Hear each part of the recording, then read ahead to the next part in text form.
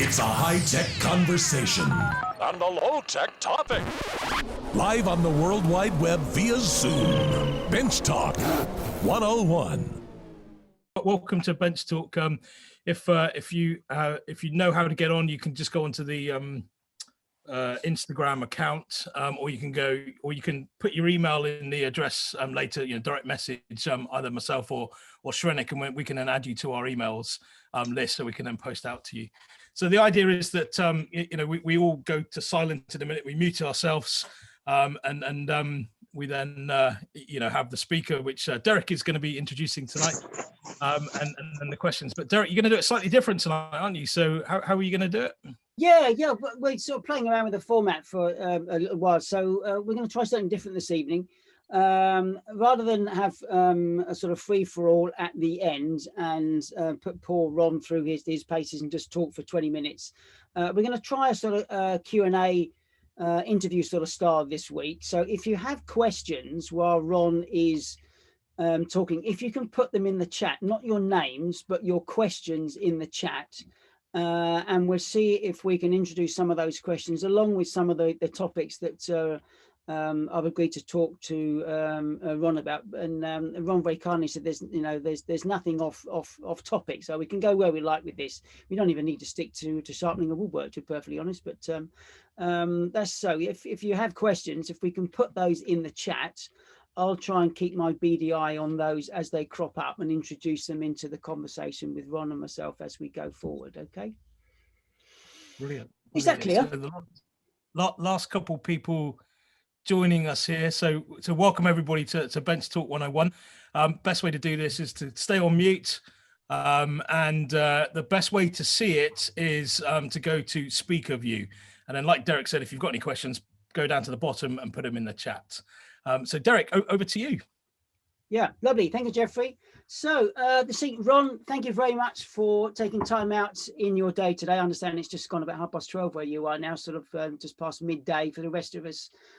This side of the pond, it's we're heading into the evening now. So Ron, we met first time, one and only time, back at European Woodworking Show, didn't we? I think 2015. I don't remember which year it is. I'm old enough to not remember that kind of stuff anymore. I'm not far behind you. So. It was we were there twice, the last one and the second to the last one. Oh well, maybe we've met twice then, because I was at both of those. I just don't remember it. So. Yeah, I think we have. Yeah, and it was a pleasure. Indeed, absolutely, yes, yeah. So Ron, I wanted to sort of jump straight in, and blades. It's quite a niche product, isn't it? Blades. I know. I was kind of wondering, how on earth did you get into making blades? Because I can't imagine you suddenly woke up in the wee small hours and with this burning ambition to go and make sort of sharp implements for other people. How did that come about? Well, it is really funny that you mention it that way, because my wife tells the story about at some point years before this, I sat up in bed in the middle of the night and said, I'm going to be a knife maker. So right. She said, right, and I'm going to write the great American novel. Well, she hasn't done her part yet. So, so I was working for my father. I thought I was working with my father down in Los Angeles. By the way, we're in Northern California. It's about a 700-mile jaunt. This is a big state. A lot of people don't realize that.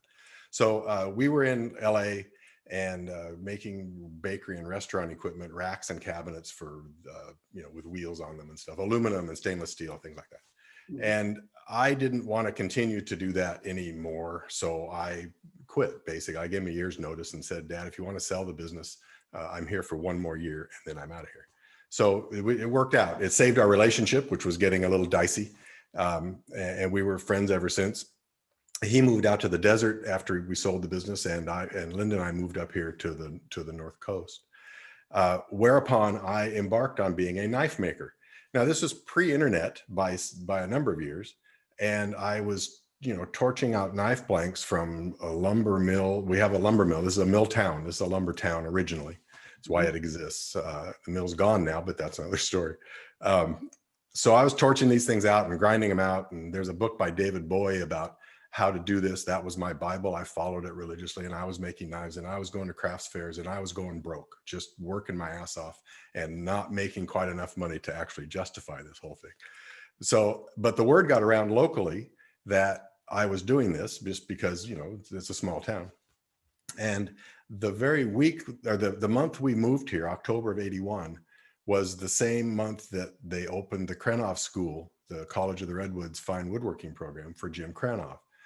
I didn't even know who that was. I knew very little about woodworking other than, you know, high school wood shop class. But eventually, one of the instructors and one of the students came to me and said, "We need blades for these planes we make." Mm-hmm. And Jeffrey can hold up the plane as a perfect example of what I'm talking about.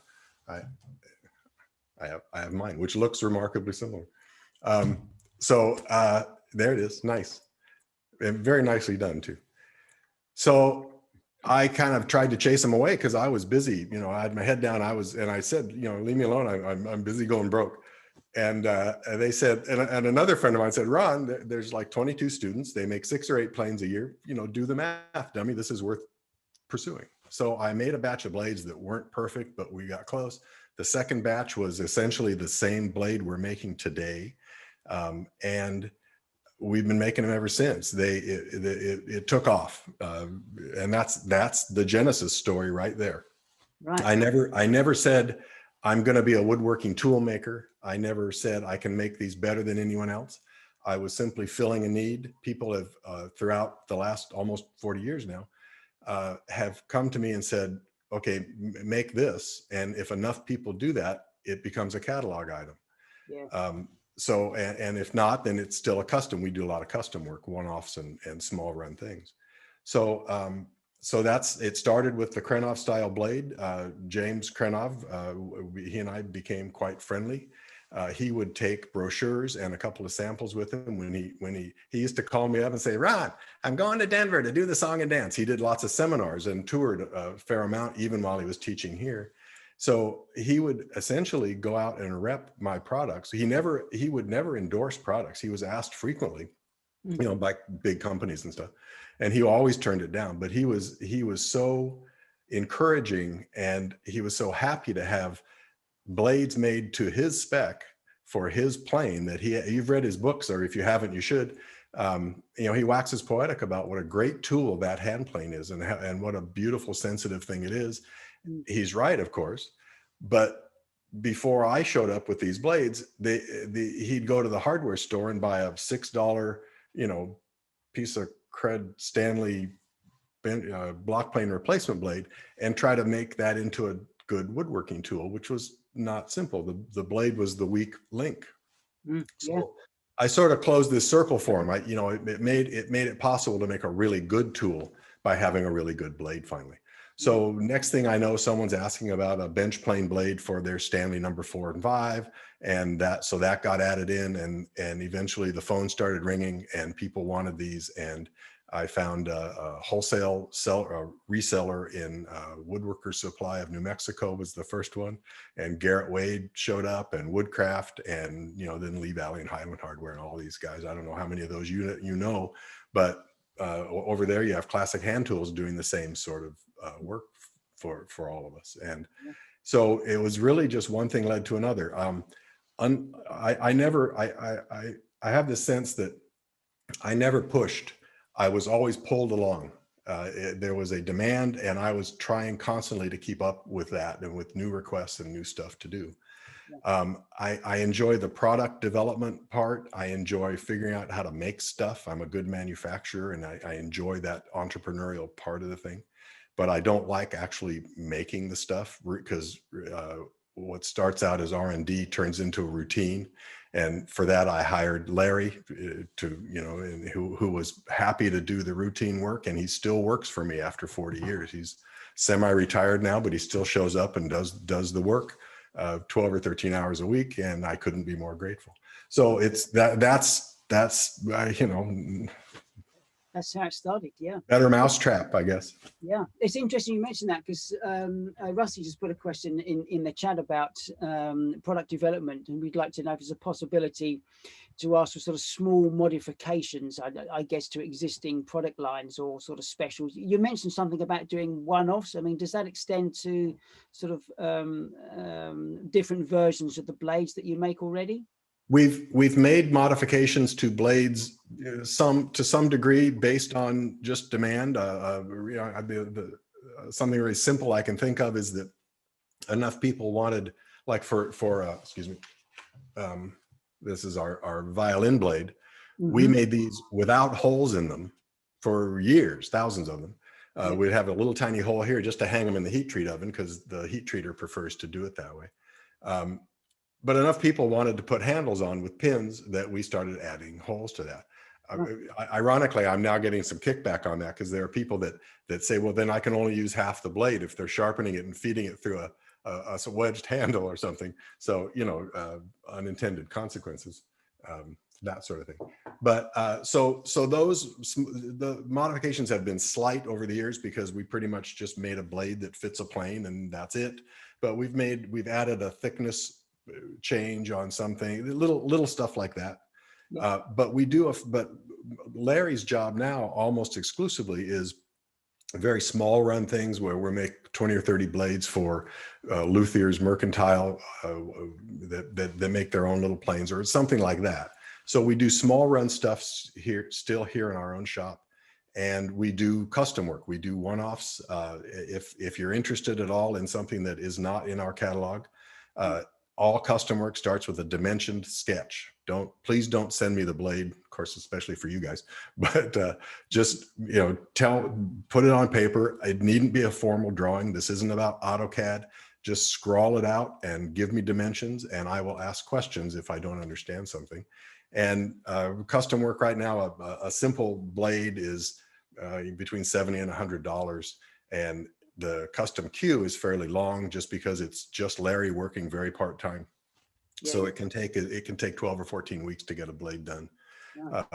It depends on how quickly we can build a significant batch for the heat treater. They have a certain minimum requirement.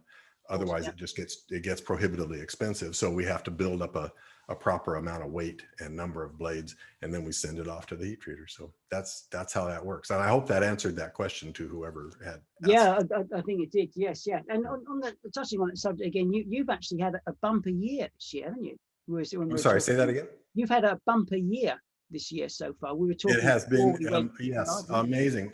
And like I said, I have to remember how many people are suffering, but we are not. What I assume is that all of you woodworkers are out there, you've been sheltering in your shops, and so you've been tooling up because you're working in your shop. So good, thank you. And it's not just us, all the other tool suppliers are enjoying the same experience here.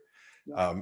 And I also think that because you didn't take the family on a vacation last year because you couldn't go anywhere, that money is burning a hole in your pocket. And I think some of you, and I thank you for it, have been spending it on some of us tool makers. Indeed, yes, yeah. Now, one of the things I like the most about the Hock sort of business model or philosophy, if you like, is your complete transparency and impartiality. And it's intrigued me more so this last year than perhaps before. Do you ever get any kickback by not producing your blades in the US? Because a lot of your blades are made in Europe, aren't they? France in particular. As Larry started to semi-retire a couple years ago, yeah. I started handing off some of the work he'd been doing to the factory in France. We ran out of room. I have right out there is a 400 square foot shop. Dirty, grubby little shop. And that was where everything was made for the first 15 years. Even as we were getting large orders from Woodcraft, et cetera, I had Larry out there and I hired another guy named Tim. They're both just big, robust guys. And I couldn't even go out to talk to them without them bumping into me. There was no room for anything. And we were getting later and later on filling orders. We could not keep up.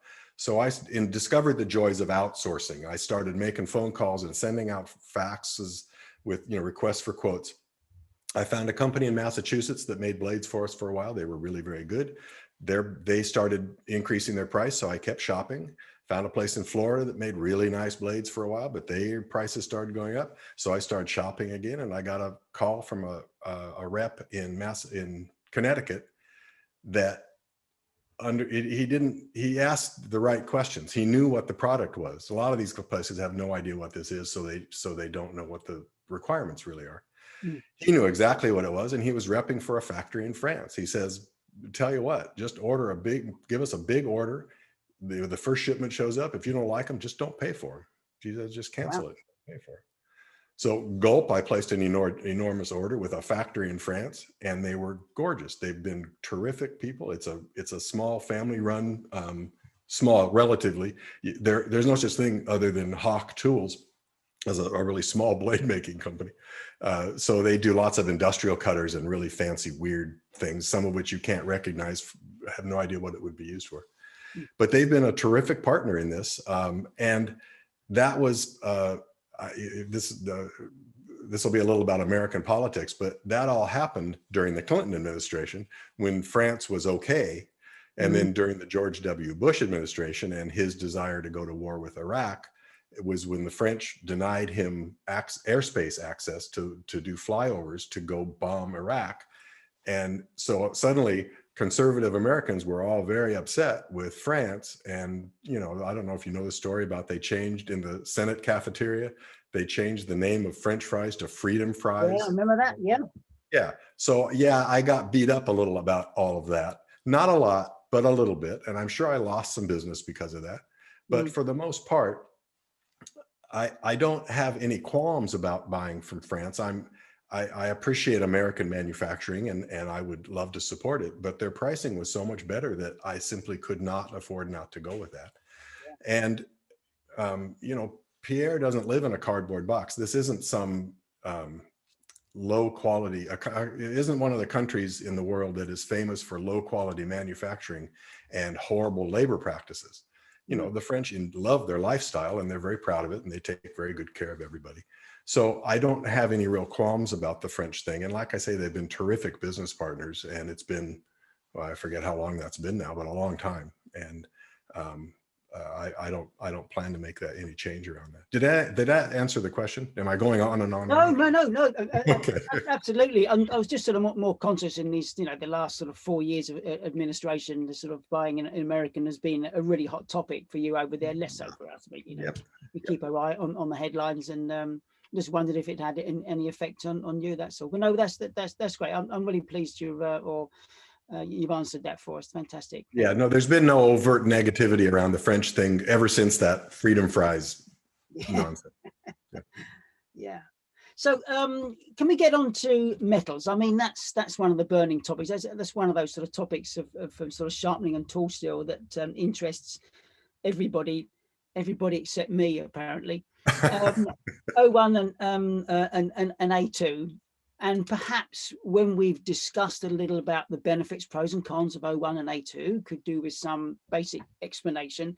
Maybe we can touch on the sort of powdered metals, PMV 11, perhaps, if we can go down that route, your opinions or thoughts on powdered metals in general. Okay. 01 is as close as we can get to Grandpa's steel. It's a very simple high carbon steel. It's not that different from the old water hardening steels. The difference is a small manganese addition, which allows it to quench at a slower rate. So it can be quenched in oil instead of water. The advantage there is that the thermal shock from dunking this piece of bright glowing orange steel into, a water or salt brine or whatever they would use, can cause distortion and fracturing and all kinds of horrible problems. Steel doesn't like it any more than glass or anything else does. So oil removes the heat more slowly. It reduces the risk of distortion and deformation or fracturing and cracking and stuff like that. So that's its advantage. It's the O stands for oil. It means it can be quenched in oil. The older steels were W series steels because they quenched in water, So it's a high carbon steel. It's a simple steel. It's very polite. Some of you, I'm sure, have used it for making your own stuff. And I still like it. Our customers still prefer it. We sell more 01 than we do A2 in general. A2, however, then has an addition of about 5% chromium, a few other things, but that's its primary thing. the chromium in it forms chromium carbides during heat treatment. Chromium carbides are hard, tough lumps in the steel matrix that are very wear resistant. They're actually I consider them to be a bit gummy. If you have a stainless steel kitchen knife, and you probably do, and you try to sharpen it as you would a plane iron, to me, it always feels kind of funny. It's hard to get it sharp, the kitchen knife thing, because there has to be this balance between if it has this much chromium in it to stop it from corroding. The kitchen, I'm sorry, I'm skipping around, but the kitchen knife has 12 or 13%, which is a lot, to make it corrosion resistant. And it makes it hard to sharpen it, or if you can harden it enough so that it's wear resistant, it's very hard to sharpen. If it's easier to sharpen, it doesn't hold an edge very well. So the no free lunch trade-off is always in effect. So A2 has 5% chrome, which is a little bit, and it's just enough to give it that extra toughness so that it resists abrasion. Abrasion resistance is edge retention. It's also a little tougher than to sharpen because it doesn't abrade away as easily. It's a little slower. Anyone who's owned both will probably recognize the feel on a Waterstone. You can tell it just cuts it. It's a little harder to cut. Yeah. A2s, I don't mean to diss it at all because it's a very popular steel. It works great. They're both really great steels. I mean, Lee Nielsen and Lee Valley, well, Lee Valley is not true, but Lee Nielsen has gone entirely to A2. Right. And obviously they make a really good product, and their blades are very popular. So A2 is great also. Its claim to fame is its edge retention. Manufacturing wise, because it doesn't distort as much, it requires less post heat treatment grinding and finishing. And so manufacturers like it also for that reason. Mm-hmm. And like I say, they're both really great steels, but in our business, we still get more requests for 01 blades because the chromium carbides, being large particles in the matrix, the steel matrix, right down at the cutting edge, they can actually inhibit how sharp it gets. They'll act, because when you guys are sharpening, you guys are the fussiest sharpeners in the world. I can say that with absolute confidence. Surgeons, yeah, maybe. But woodworkers want the most ultimate sharp blade you can get. And when you're at that level, when you're dealing with without knowing it, you're dealing with the molecules at the edge. And if some of those are lumpy and not held in as well, the carbide lumps aren't held in with the same atomic forces or something as the rest of the steel matrix, they will pop out under pressure. It's called carbide pop out. It's a metallurgical thing. And you may have noticed that your A2 edge, if you sharpen it at a paring chisel angle, for instance, 20 degrees, something like that, it won't hold an edge very well because the carbides are popping out and you end up with little nicks. And once you start having little nicks, the wear rate increases dramatically. You start wearing off that kind of thing. So A2 works best at a steeper angle. If you have an A2 plane blade in your bench plane, for instance, we ship them at 25 degrees, but I recommend a 30-degree micro bevel for added strength and longevity of an edge. And even 33 degrees, although you have to be careful not to start to impinge on the clearance angle. You have to have, 12 degrees or so behind the cutting edge. If someone wants me to talk more about clearance angles, I'll be happy to, but I don't want to change the subject right now. Yeah. So, any movement to, or have you sort of been down the road of looking at laminated steels or any other sort of steels within the? I've not looked at laminated at all, partly because I believe that the reason there were laminated blades was because the tool steel component of a laminated blade was the precious part. And high carbon tool steel was extremely precious. It was hard to make and it was difficult to quality control. So they used a tiny little bit instead of a whole bunch and made a blade that minimized the cost and expense of the tool steel. So no, I haven't bothered with it because we have tool steels readily available in full thickness, and those issues are not contemporary issues. Yeah. I sense you're headed toward powder metallurgy. Yeah, that was one thing I wanted to ask you about. Yeah. I think it's fascinating, and I will very briefly try to explain what my understanding of what it's doing and why it's improving. And I will use, and I don't know if this is true for PMV11, so this may not have any effect on this thing, but when I learned about this stuff, it was a long time ago, and it was a crucible steel. Crucible came up with some, what do they call it? Someone here will know. They have a couple of powder metal formulas that they sell that are very high vanadium. The problem, we like vanadium carbides. During heat treatment, vanadium forms carbides, and vanadium carbides are very, very small, discrete particles that are very, very hard. We would like to have lots more of those in our steel, but for some reason, the vanadium addition in a batch of steel that's molten, that's actually being melted in a furnace, when it cools off, the vanadium just falls out to the bottom. It won't stay in solution. So if you spray it through a nozzle, and I don't know the technology here because it's fantastic to have molten steel being sprayed through a nozzle made into, we would call it atomizing, but that's an exaggeration. But it makes a powder that's finer than cornstarch. We're talking, micron size particles. It's just a dust.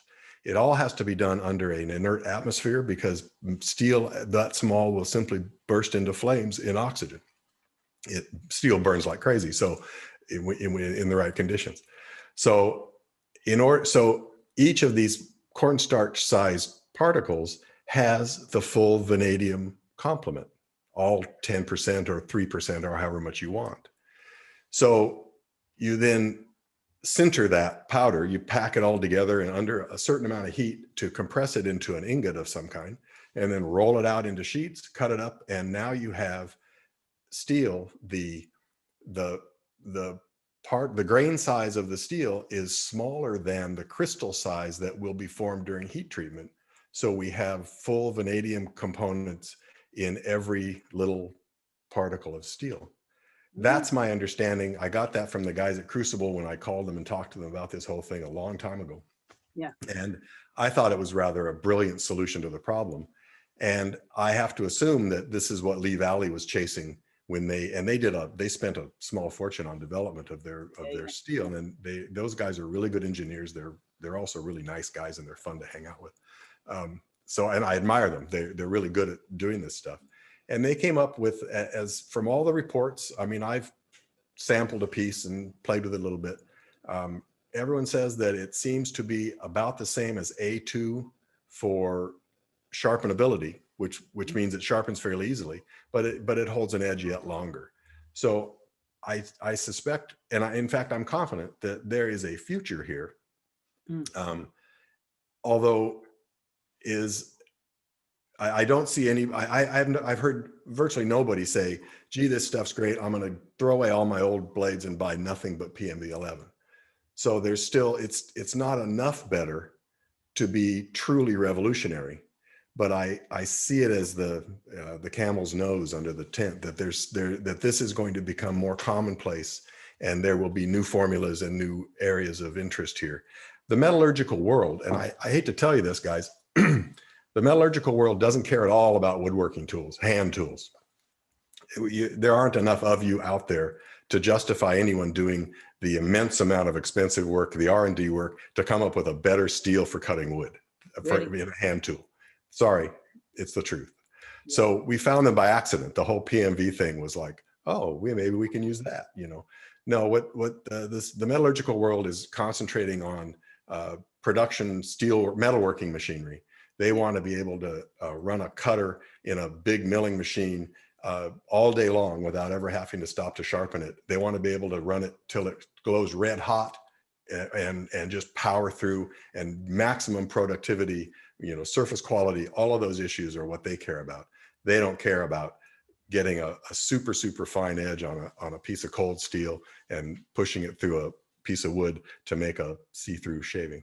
Sorry, it's a fact. Chester had a question, but when we were talking about powdered metals related to what exactly has chrome vanadium got to do with the sort of powdered metal? I don't know that it has. I don't know that I've ever heard the two talked about in the same, at the same time.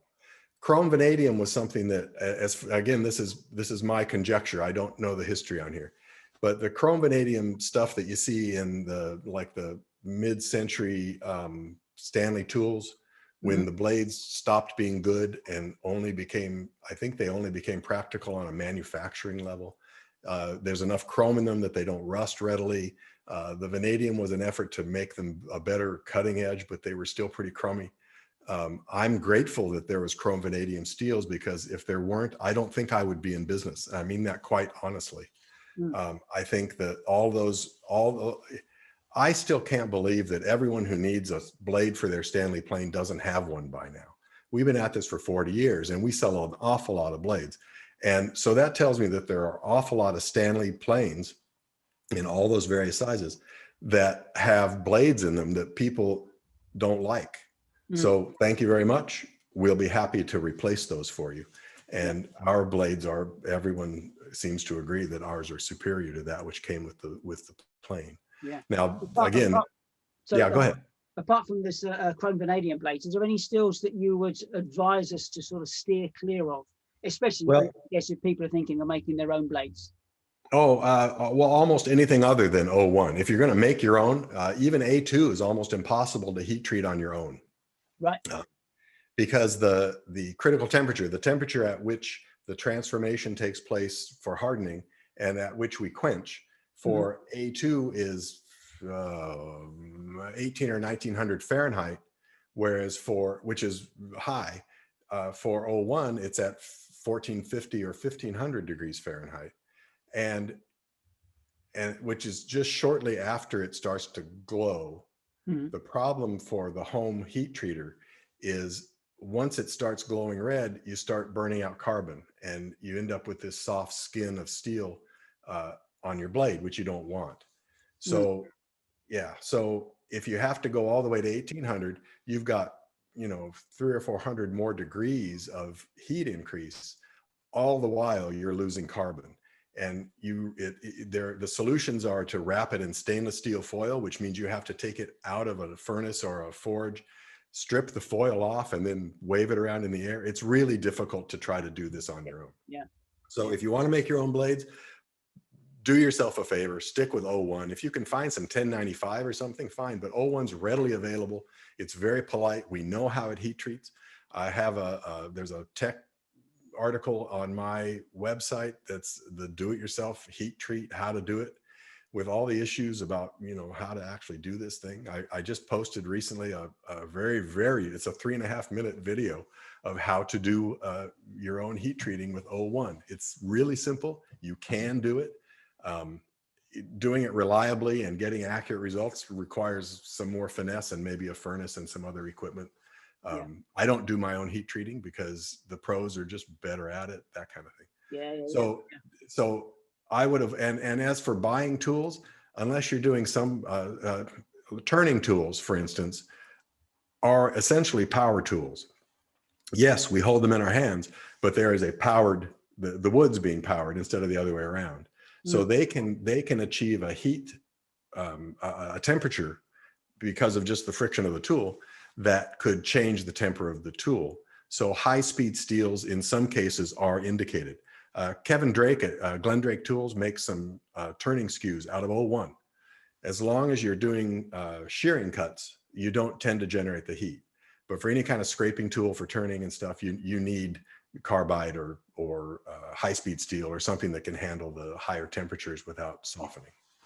Okay, all right. I'm glad you mentioned high-speed steel, because that someone else has been selling in Germany mentioned something about high-speed steels. I will elaborate. I didn't see the question go by.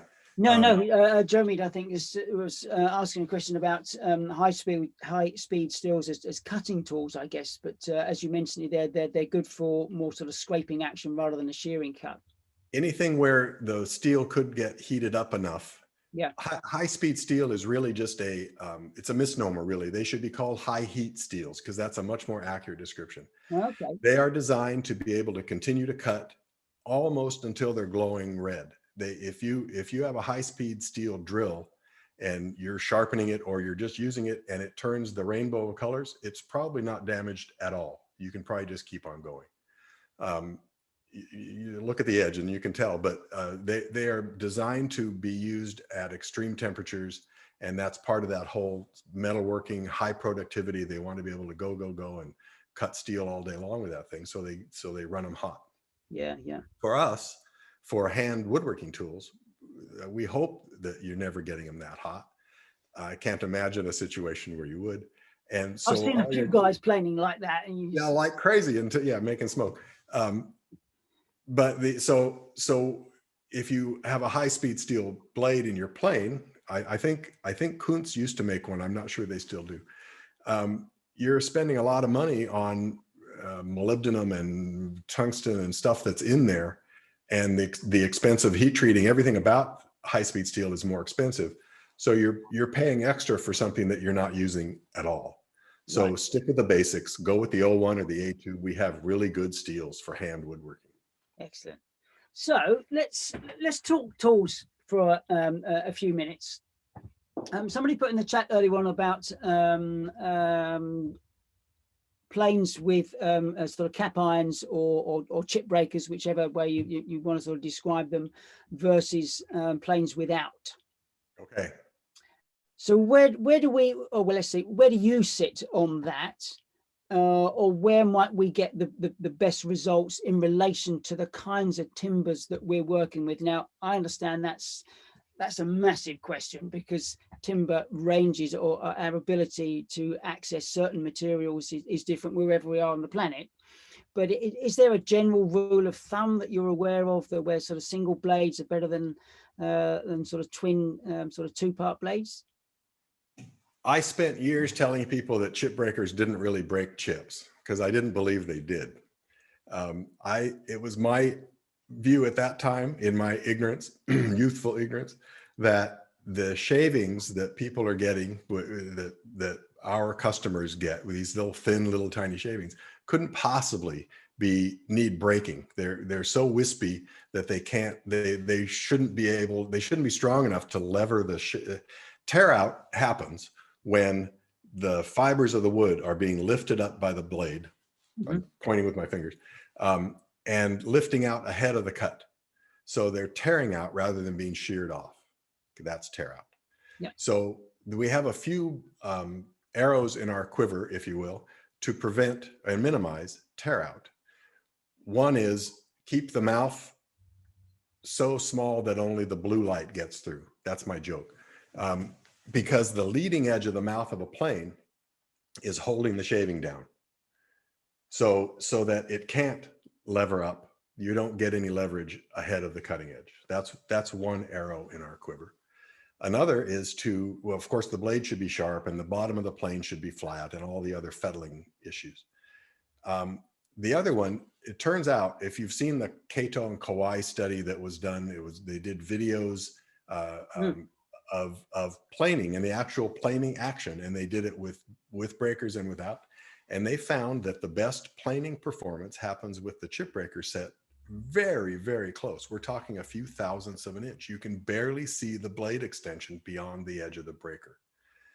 So the blade, it's almost like a scraper with a hook at that point, where a scraper with a hook is really a plane. It's the hook is acting as a plane blade, and the face of the scraper is a severe chip breaker that just crushes the fibers as they're being cut. And that's why scraper shavings have that real tissuey, fluffy feel, because the fibers have just been demolished. They've just been crushed down. There's no fiber integrity left. So a radical breaker set very, very close achieves something very similar. And that's another one of the arrows in our quiver for avoiding tear out. So yes, chip breakers work. They contribute to minimizing tear out. They should be set very, very close. Blade should be very, very sharp. Mouth should be very, very small.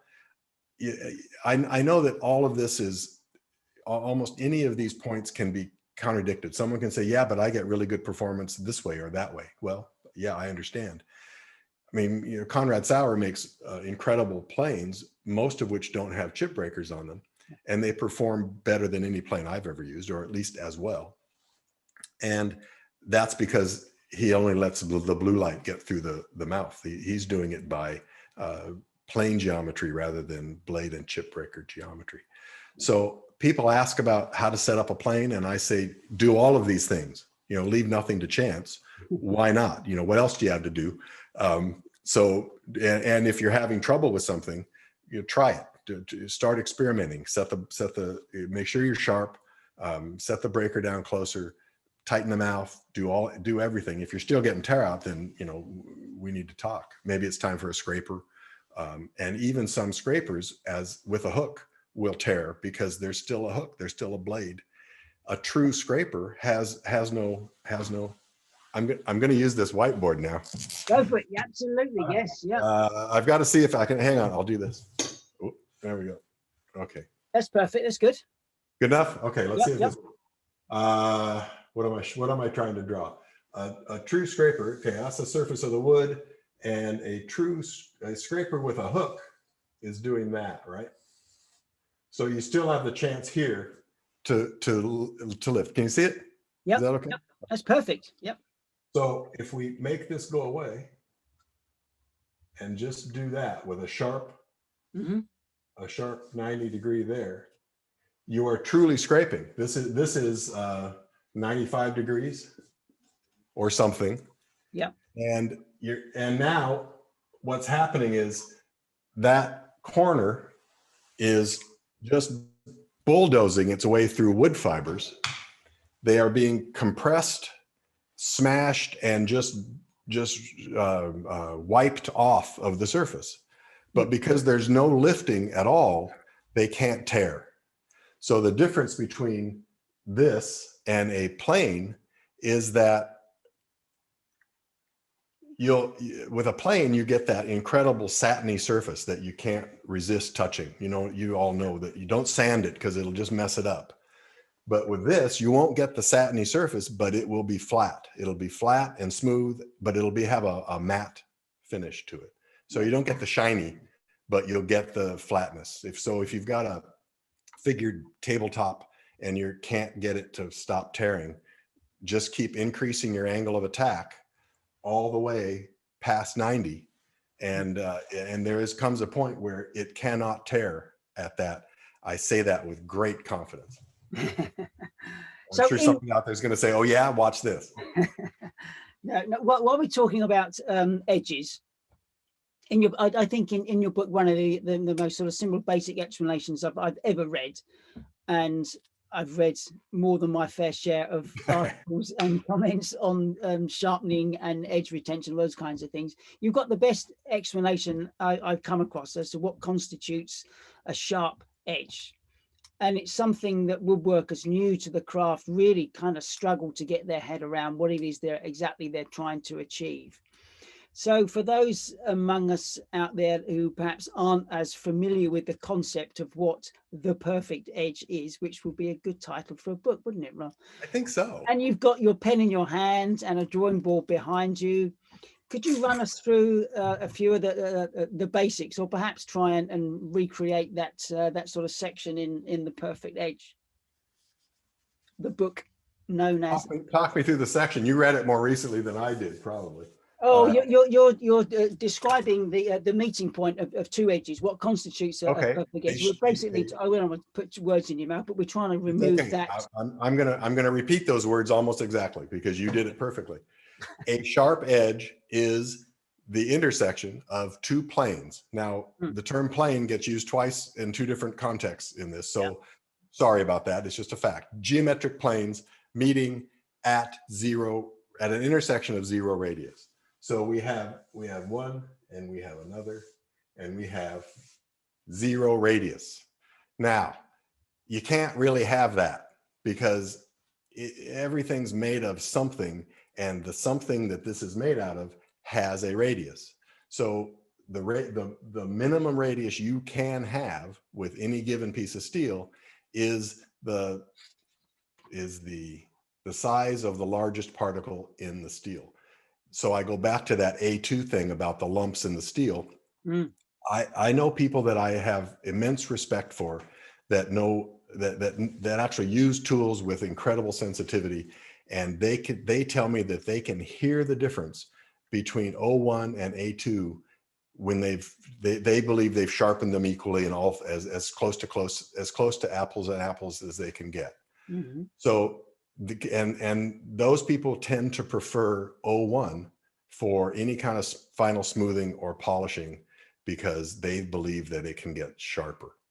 Okay. Now this is metallurgical extreme magnification type stuff, because an awful lot of their compatriots and people who are listening to me right now will tell me that they absolutely love A2 and can't imagine why it would be less than that, why this isn't perfect. So yeah, okay. And again, I don't mean to disrespect A2 at all, because it's a great steel, but that's the difference. And that's what we're talking about here. If you want the ultimate sharpness, you need the smallest particle size, and you get that with the simplest, as close as we can get to an alloy that is iron and carbon and nothing else. Right. So O1 has iron and carbon and that little bit of manganese, which helps it with the heat treat part. And the manganese doesn't seem to do anything else. I don't see a downside there. So, and I'm not trying to sell O1. I'm just trying to explain the difference. And that's on that level, that's the thing. So to continue with this, what is a dull edge? Well, it's one that has a radius, right? Mm. How big is that radius determines when you have to quit working, because you just either can't push it hard enough to get it through the wood anymore, or it starts just trashing the wood or acting up, or it's just not pleasant to use anymore. So that's at that point, it's time to resharpen. I would like to mention, if you don't mind me just kind of going off here, wear bevels. That's not like werewolves. It's like wear bevels. And the wear bevel, let's see, I'm going to make this as big as I can. On this can be either a plain blade. This could either be the bevel or the back. It doesn't matter in this example. We don't care what's happening here. The blade doesn't care. So this could go like this, or it could go like this, like whatever. So the part that's against the wood, whether it's a chisel or a plain iron or anything, is going to get the most wear. It's under the most pressure, and it's being worn the most just by the abrasive pressure of the wood. The wood doesn't even have to be abrasive. It will wear the blade eventually. Mm. So this is going to be larger, and this is going to be smaller. Get off that. That's a crummy drawing of that. Well, sorry. The little cartoon on that handout's better. So in order now to sharpen this, and I mention this only because the very popular bevel up smoothers, which are really great planes, but if you like them and need to use them or want to use them, I think it's important to understand that the wear bevel on the bevel up smoother is going to be on the flat, what I call the flat back of the blade, okay, the bottom side of the blade. Yeah. Now, in order to make this sharp again, this has to come off, or this has to come off to get back to a zero radius right there. Mm.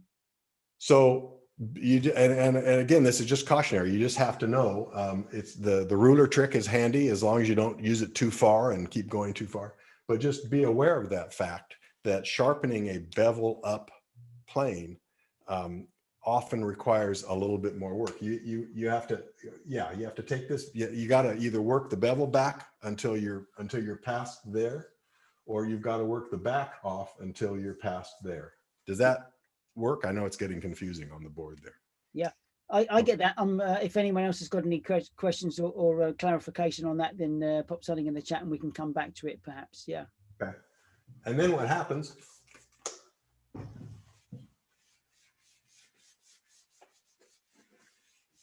Anytime that you actually reach that zero radius goal, make sure that gets dry. Come on.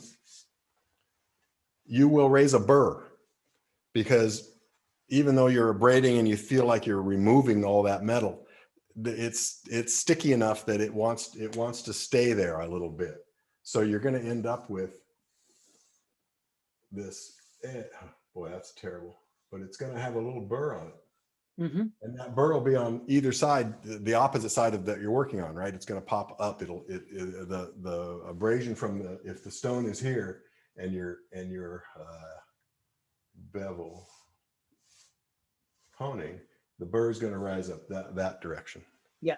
So you're not done with a grit until you've raised that burr each time, because it means you haven't reached zero yet.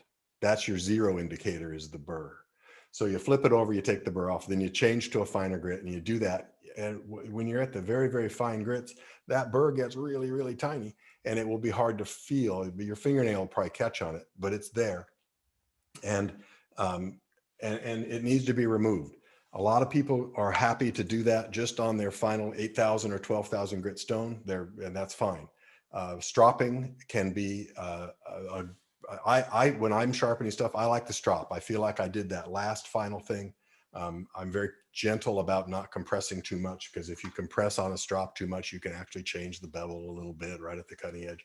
Yep. It gets pretty fussy, but I like the edge that I get that way. And I feel like I removed that final little bit of burr, and that I've done everything I can possibly do. Yeah. Did you guys hear about this unicorn thing? Someone, no? Really? Go on. The unicorn edge?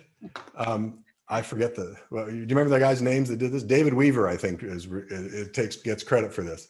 And it was published in, I think, Popular Woodworking did an article on it, if I got my details right.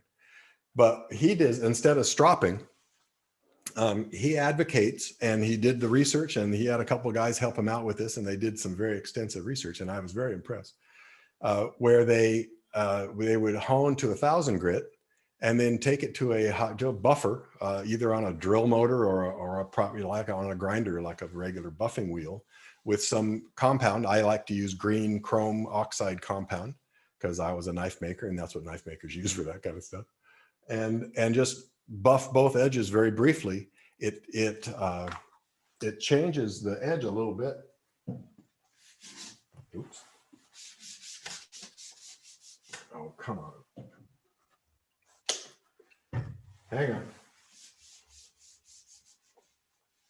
The unicorn edge, Ron. It is April the 1st. You do realise that? Oh yeah. Okay. You're not You'll never know now. Oh dear. Okay, how do I describe this? We have an edge coming like that and like that. And with the buffing, you're going to end up with a very, very slight there and a little bit more there. But we're talking that at an absolute microscopic level. And they did chisel tests and stuff with this, where they found that not only was it sharper and easier to push through the wood, because the buffing compound is so fine, you ultimately end up with this edge ends up being very, very smooth and fine and glassy. Yeah. But they also found that it lasted a bit longer, because this edge is a bit, it changed the angle enough to improve edge retention. If you have the steeper the angle, I saw that one. If you increase the angle on an edge, there's more steel behind it. It's stronger, it's bigger. If you have like a straight, compared to an axe to a straight razor, the reason the axe can handle that kind of abusive impact is that it's got a big, I wish I'd quit looking at those. The axe has a lot of steel behind that cutting edge to absorb the shock and resist that kind of impact.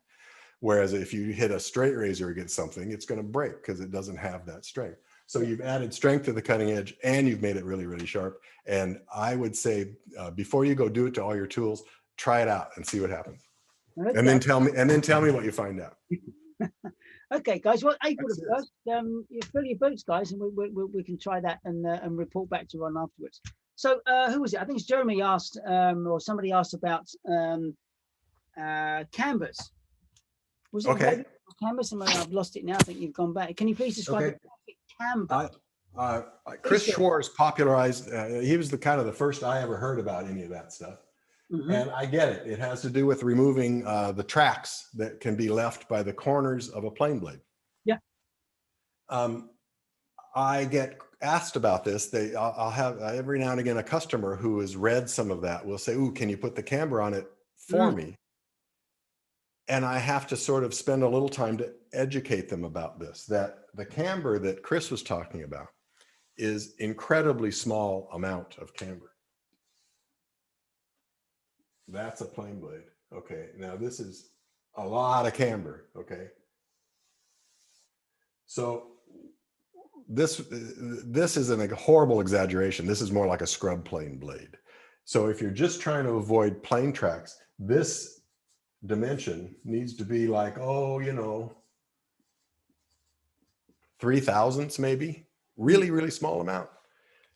Jim Krenov would take on his final, as he was sharpening on the very final pass, he would just take the blade he was working on and just knock the corners off on the last stone. So we're talking about a barely visible chamfer, really, really small corner thing. And that was enough for him. He was happy with that.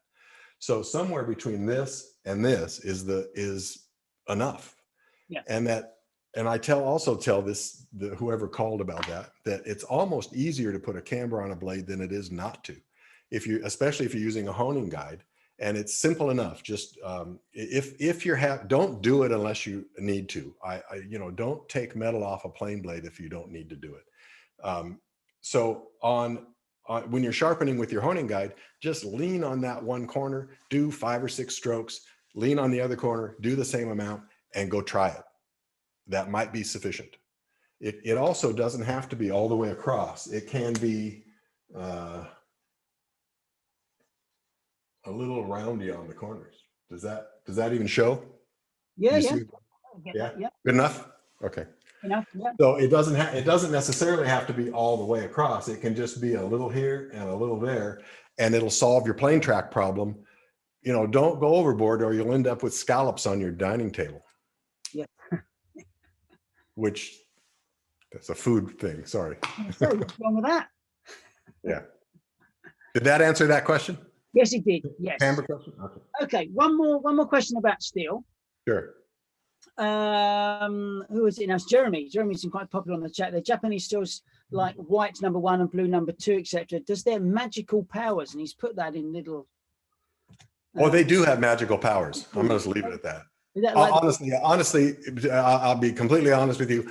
I do not fully understand the difference. I know that there are these things, and I believe that one is a lower lower alloy, a simpler high carbon, and the other has some other stuff in it.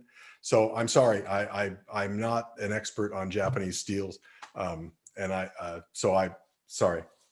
Pass. I'm not going to pass. I'm not going to be able to give you an accurate answer. I'd rather just confess my ignorance and let it go. Absolutely, nothing wrong with that. I hope that answers or satisfies your curiosity, Jeremy. So we talked a little about honing guides and those sorts of things, and we'll come back to the Hock line of products. Any chance, or have you, if I've missed it in the past, you don't sell any products that relate to sharpening, do you, as such? The closest thing we do is our burnisher, which is for for doing the hook on that, or for the kitchen knife steels. I've thought about it a lot, and I don't think I have anything that is sufficiently new and different or superior to bother with it. And I don't want to just come out with a line of something simply to play off, I wrote a fairly successful sharpening book, but so I don't want to simply capitalize on that.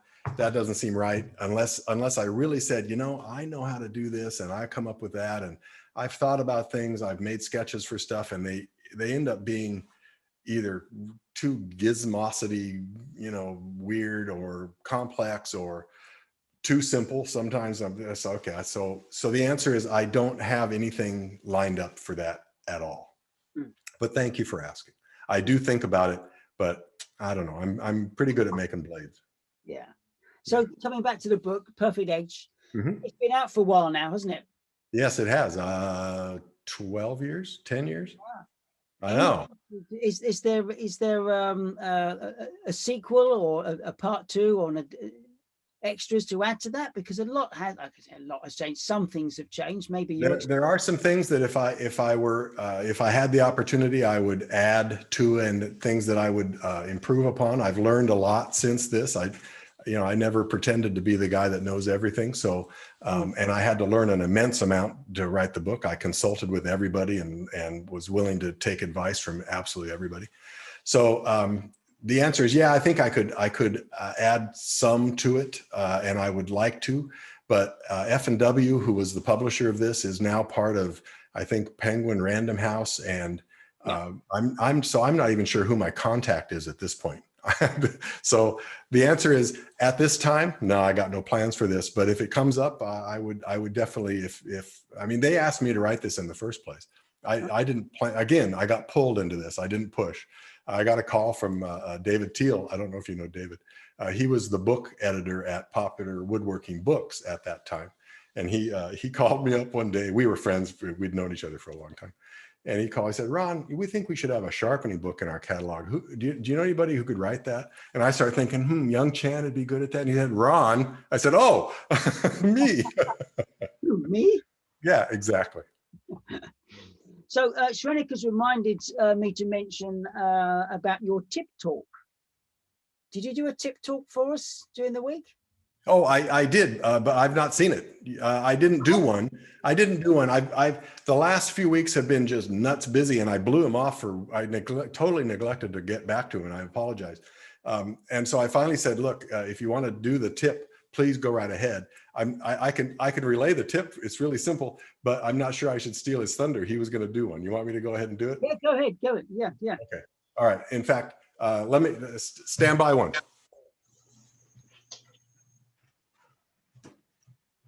Mitch, did you want to join in? Because you did the tip. Yeah. Ron was helpful enough to send me his tip, and I recorded that. So viewers who tuned into YouTube will have seen that already. This one is from out of nowhere, and it's been a surprise in the book. My mother told me at some point when I was little that her mother would sharpen scissors on the neck of a milk bottle. So Derek, you got your beer bottle there. If you've got a pair of scissors, there we go. So I have, so your beer bottle will work. Those are good. And one of our burnishers works great. No, either one. I'm not trying, no endorsement here. So but like you're trying to cut the thing in half, not with a lot of pressure, just do that. And it will freshen up a pair of scissors that are just a little bit dull. It won't fix them if you've been cutting sandpaper or you're trashed your scissors. But if they're just not cutting the fabric quite right, you're going to be a real hero with the person in your life who sews. So I thank my maternal grandmother for that one. I'm going to cut through my notes now because we're kind of getting to check it out. See if it helped. All right. So that cuts right up to the end. Ron? Voila. That was worth tuning in for, wasn't it? There you go. I was so glad I remembered that to put it in the book. Ron, it's been an absolute pleasure. Thank you very much for spending so much time with us this afternoon for you and this evening for us. We can, in fact, go over now if we can put a few more questions in the chat. I'm happy to read those out. I'm out of stuff now. Ron, are you happy to stay around for a little bit longer and answer a few questions? Sure. Okay. So, Daryl, so when you buy O1 from a metal supplier, it's already normalized. Apparently, that wasn't a question; that was a statement.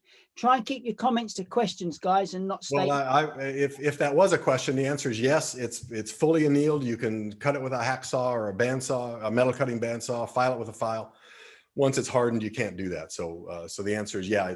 It'll be in a form that you can work with tools, not woodworking tools, but with metalworking tools. Fantastic. Okay, short and sharp. Derek, do you want to go back to the normal way and if people put their names in, if they've got other questions to ask, or just ask these last couple. Happy with that? So Hank Merkel wanted to know, what are the newest products and what have been the best selling over the time you've been running Hock Tools, and what ones during the pandemic? Wow. Well, all of them during the pandemic, as we spoke a little bit before, have been very popular. I was talking to the guys before we actually started the meeting, and told them that it's my opinion that woodworkers have been sheltering in their shops and tooling up, and all of my colleagues in the tool selling business are enjoying the benefits of this. The last year has been huge and very, very busy. Lee Valley and Lee Nielsen. Lee Nielsen's not even taking orders right now because they simply cannot keep up. So yeah. Lee Valley has some of their blades are on back order until September because they're having all kinds of supply chain problems. And it's both. So it's both supply chain and and demand, increased in demand. Yeah. So our best-selling item is the, well, this is the number 3 blade, but our 2-inch blade for the Stanley number 4 and 5 still sells by far and away more than anything else we sell. That's there's a reason for that, because it's the most often used planes in anyone's sort of tool arsenal. So yeah. Okay, Ron, I'm going to do what we normally do this time of the day, is raise our glasses, because it's customary for us to have what we call our bench beverage. For you, it's a cup of tea. For us, it's usually something a little bit stronger. So if we can raise our glasses and say thanks to Ron, cheers to everybody, and to Bench Talk. So thank you very much, Ron. Thank you very much to all of you. Take care.